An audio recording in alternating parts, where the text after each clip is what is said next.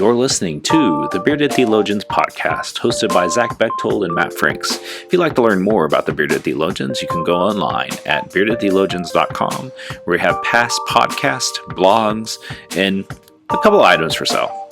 So check us out, beardedtheologians.com. Thank you for listening, and enjoy this week's show. You're listening to the Bearded Theologians podcast, hosted by Matt Franks and Zach Bechtold. So this week on the podcast, we're continuing our sermon series called Table Talks. It's a 5-week series that we've kind of put together to have conversations that we have around the table. And we have various questions that we're going to reflect on over the next few weeks. And last week, we talked a little bit about why church. And this week, we're setting ourselves up for suffering as we answer that question, why does God allow suffering? Zach, as you think about that question, what comes up for you? I feel sad for our listeners because they endure suffering for 15 minutes each week when they listen to the podcast. No, what makes me think about this question, or when I think about this question, why does God allow suffering? It's a common question that I have received all throughout my ministry, if not even before I was in ministry. I feel like it's a common question of people of, if God is such a loving God, why? Why do bad things happen? Why does suffering happen? Why did this happen? And it's a really, really hard question to answer in a 15-minute podcast. It's a really hard question to answer over lifetime, right? In my elevator pitch answer is certainly not deep enough and profound enough to be to get anybody through any suffering. But I don't, on the core of who I am, I don't believe that God allows suffering or causes suffering. I don't think God's in the business of that. And I don't know, I firmly disagree with folks who take kind of the test and trial theological approach to God of, I'm suffering because God's testing me. I don't know about that. For me, that just doesn't jive. And so when I think about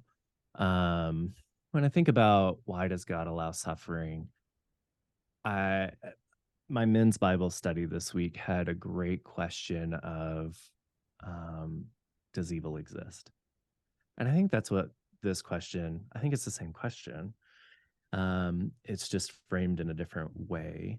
Rather than God allowing suffering to happen, does evil exist in this world in a way that causes suffering? And that I can say yes to. One of our core beliefs as Methodists is to work to end evil and injustice. And we believe that because, there is evil in this world. People are capable of such evils against each other, against creation and everything in between. And to struggle and wrestle with, does God allow that, or why does God allow that? It's hard. And I think for me, it's the reframing of not so much God allowing it, but why is evil? Why do we choose that path at times, or those actions at times? It's tough. Matt, what are your non-rambly thoughts about it? I find it interesting that you went the evil route, because when I think of suffering, I think of people who are suffering in pain. As someone who's coming out of a season where I spent 3 years in pain, where I could barely walk, and just spending a week with people who could barely have food to eat and had not great living spaces, and talking about their suffering and the thought of evil. I mean, it was there when I talked about this a few weeks ago, but I leaned into more of having people recognize that their suffering is suffering, and that suffering is suffering, and that we shouldn't try to quantify suffering and say that one person's suffering is worse than another's, but right. To sit on the dung heap, and instead of if we're the friends in the story of Job, Yeah. and being encouragers and helping them in the midst of their life and faith, or if we're on the dung heap, leaning in and remaining faithful. One of my favorite books that I love to give out, and it's actually, I don't have a copy here anymore because I keep giving them out. I actually keep it digitally because then I don't give it away, because it deals with this question, is Adam Hamilton's book, Why? Making Sense of God's Will. Our friend, not friend of the podcast, he has this great line in his book on the topic of suffering. He says, the sweeping message of the Bible is not a promise that those who believe in God and do good will not suffer. Instead, the Bible is largely a book about people who refuse to let go of their faith in the face of suffering. And to me, like when I think about faith, like that's what faith is. In the face of suffering, are you leaning in to God more, or are you pulling back at anger? Maybe it's a loss of a loved one, and you're pulling back, you're angry at God. And I would even say that in the midst of that suffering, it's not pulling away from God that we need to do. It's leaning in and being fully present as best we can, making the most out of our situation, and finding God in the midst of it. And maybe if we're not going through suffering, and I talked about this a little bit in my sermon, maybe if we're not going through suffering per se, how can we help those around us that are suffering? How can we be people that can help alleviate suffering in the space that we occupy? Certainly. Well, and you're right. Suffering is whatever it is we're going through. And when we think about grief, or when we experience folks who are going, through homelessness, through hunger, food insecurities, things like that, who are truly physically suffering, it's not our job to quantify or qualify their level of suffering. It's our job to be there, right? Because there will be a day we go through the same thing. Maybe not exactly the same thing they're going through, but grief is going to be there. And the way that we suffer through grief and handle grief is going to be different than the next person. And it's not our job to say, well, you got to do it like me, or their job to say, you got to do it like me. It's just our job to show up, right? And I think about I think about the Psalms, right?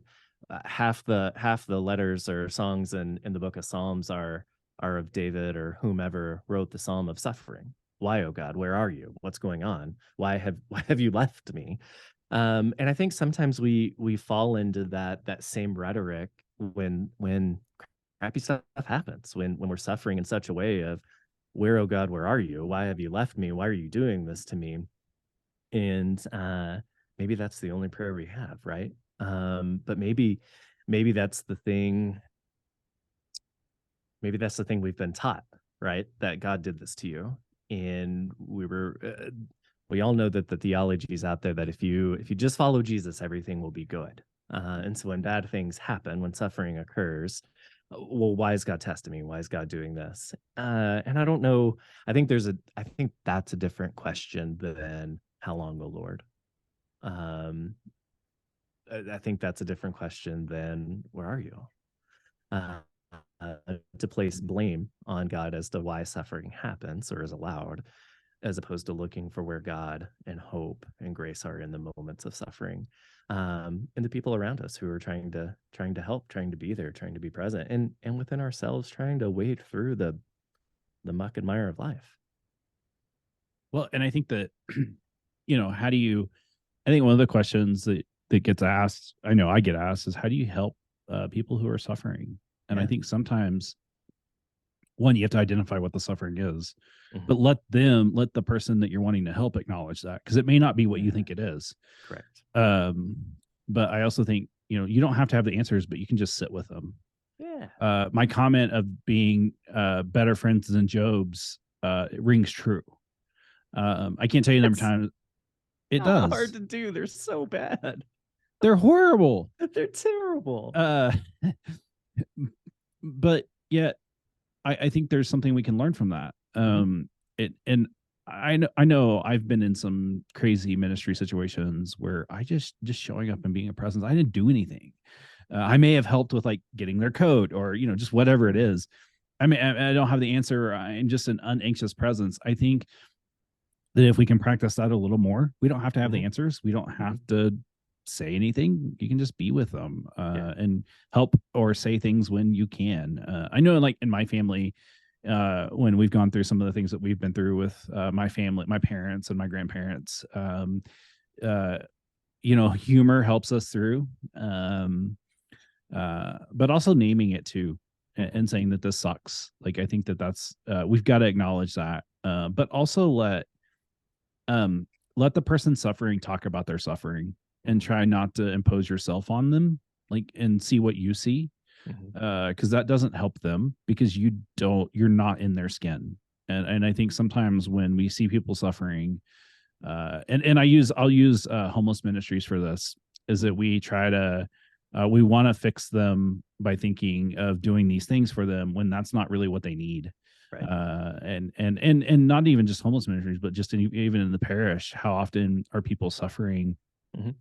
and share that they're suffering, but our fix isn't the right fix because we're not fully engaging and fully listening and fully being present. Well, um and I think that's it.